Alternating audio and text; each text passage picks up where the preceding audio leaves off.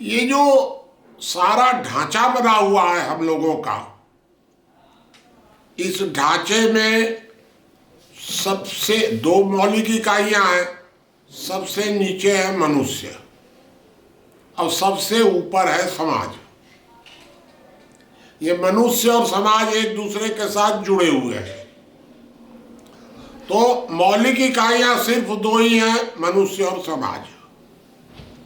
बीच में जितनी इकाइयां हैं ये व्यवस्था की इकाइयां हैं, सिस्टम है। सिस्टम भी दो प्रकार का होता है, एक सामाजिक व्यवस्था और एक राजनीतिक व्यवस्था। ये दो अलग अलग होते हैं।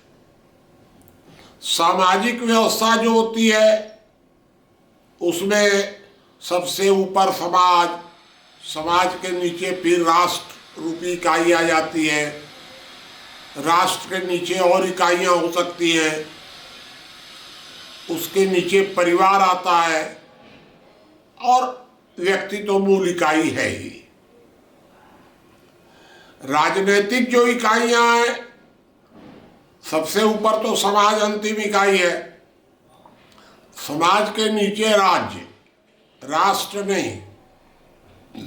राष्ट्र को सामाजिक इकाई मानिए, राज्य सामाजिक इकाई नहीं है, राज्य प्रशासनिक इकाई है।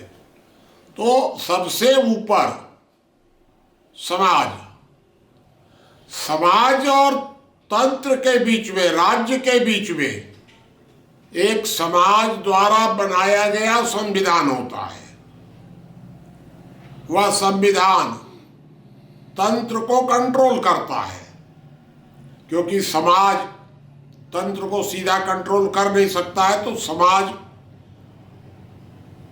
कानून नहीं, संविधान के माध्यम से तंत्र को नियंत्रित करता है। तंत्र कानून बनाता है। जो कानून तंत्र बनाता है उस कानून के आधार पर व्यक्ति नियंत्रित होता है। तो राज्य और समाज का काम क्या है?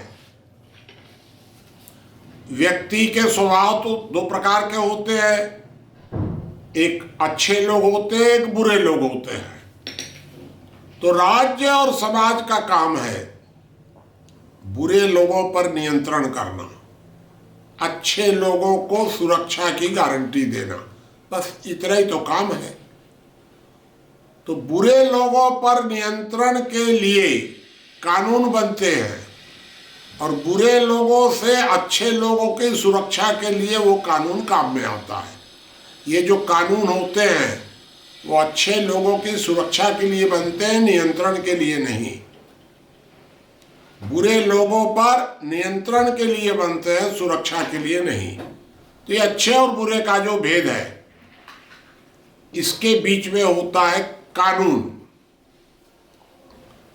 अब आप अगर बढ़िया से आप आकलन करेंगे तो भारत में संविधान भी है और कानून भी है, तंत्र भी है, व्यक्ति भी है, समाज भी टूटा फूटा है, मान लीजिए है तो सब।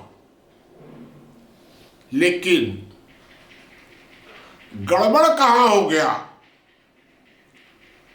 कानून का काम था अच्छे लोगों की सुरक्षा, बुरे लोगों पर नियंत्रण। तो वर्तमान भारत में बुरे लोगों का मनोबल ऊंचा है, अच्छे लोगों का गिरा हुआ है।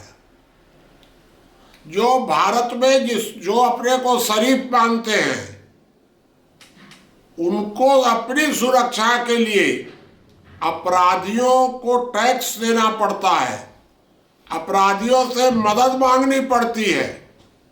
ये कैसी सुरक्षा है, कैसा कानून है भारत में?